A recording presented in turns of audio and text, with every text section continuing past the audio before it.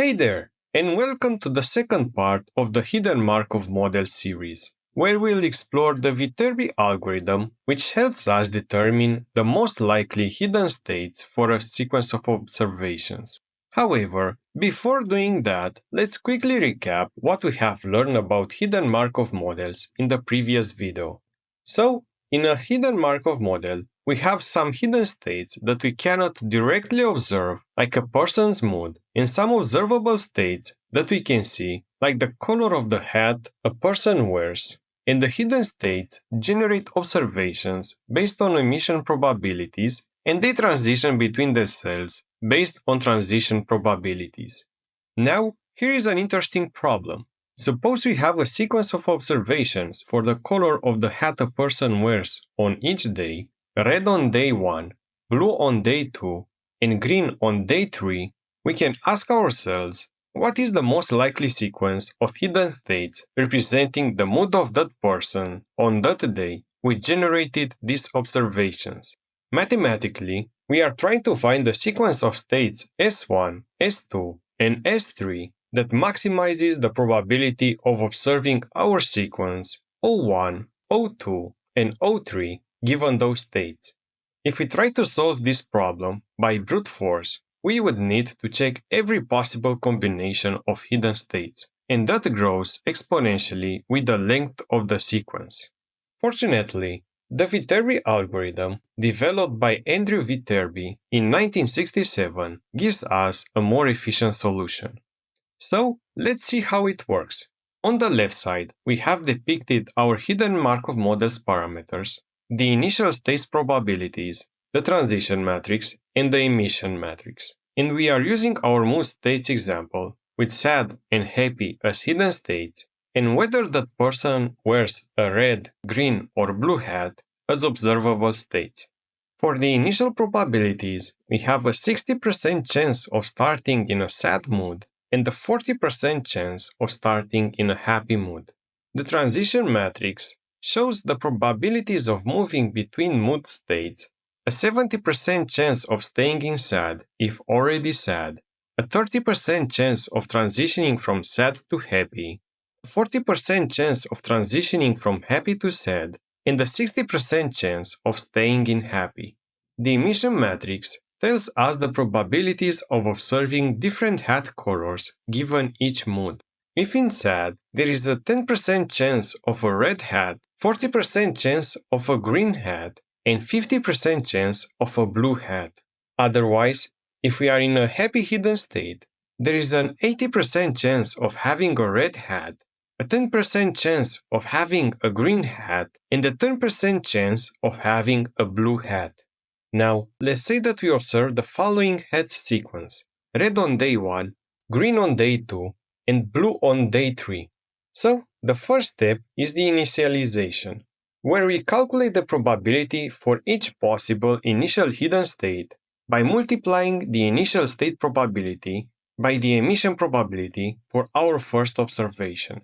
For the sad state on day 1 with a red hat observation, we multiply the initial probability of sad, which is 0.6, by the emission probability of a red hat given sad, which is 0.1, and this gives us 0.06.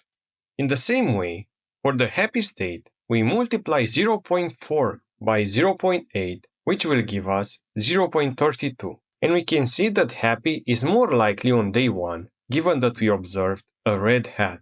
The second step is the recursion, where the dynamic programming comes in and computes the probability of the most likely path to state j at time t by finding the maximum product of 3 terms: the previously calculated optimal path probability to each possible previous state I, the transition probability from that state to the current state j, and the emission probability of generating the current observation from state j.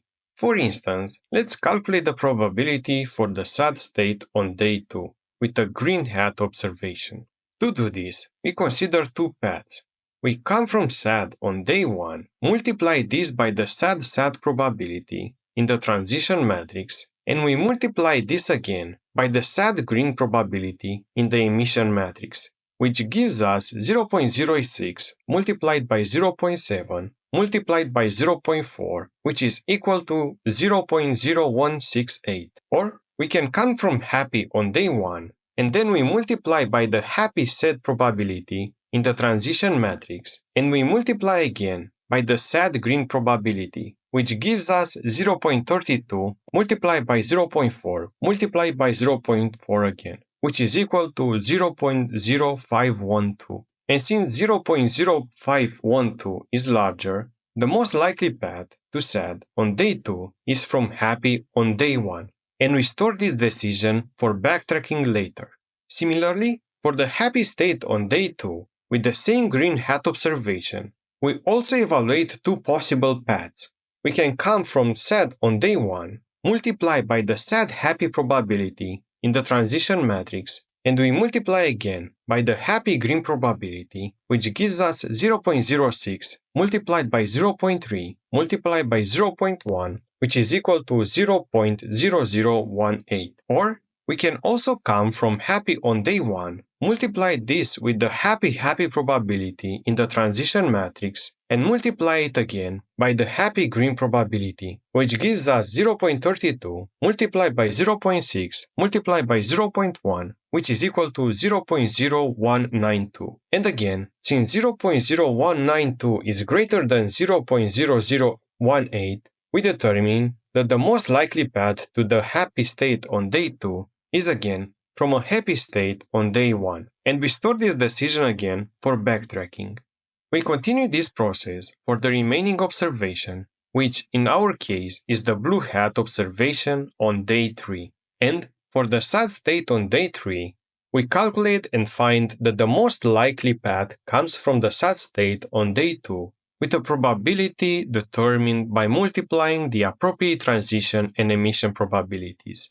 Similarly, for happy state on day 3, we determine that the most likely path also comes from the sad state on day 2, and we store both of these decisions for backtracking. Now, moving on to the final step, backtracking. We first identify the most likely hidden state on the last day, which in this case is a sad state since it has a higher probability.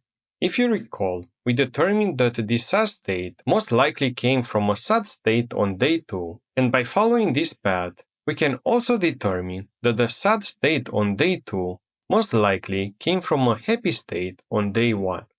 Therefore, we can conclude that the most probable hidden state sequence that produced our red, green, and blue hat observations is happy on day 1, sad on day 2, and sad on day 3. Now, let's analyze the computational complexity of our two approaches. If we have n equal to 2 hidden states and t equal to 3 observation, the brute force approach results in 8 calculations. In contrast, the Viterbi algorithm achieves a time complexity of O of n squared multiplied by t, which requires 12 calculations for our small example. However, this efficiency difference becomes dramatic with longer sequences. For example, for an observation sequence which contains 100 observations and 2 hidden states, the brute force approach would require 2 to the power 100, which is approximately equal to 1.26 multiplied by 10 to the power of 30 calculations.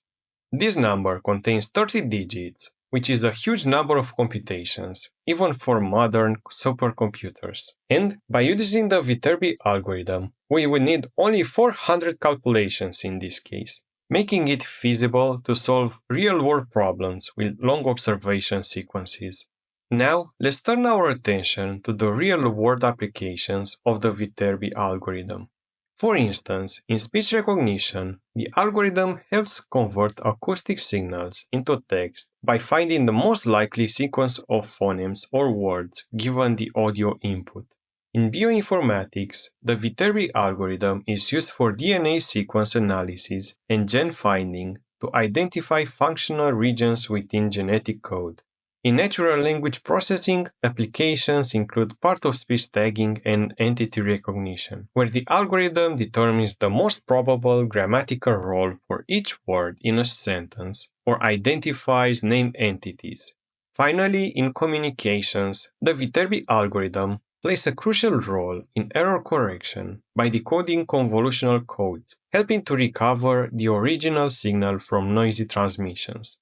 And that's basically it. Thanks for watching, and I hope you found this explanation of the Viterbi algorithm helpful. Please hit the like button if you did, share your thoughts in the comments below, and subscribe to be notified when a new part of the series is released. See you next time. Bye bye.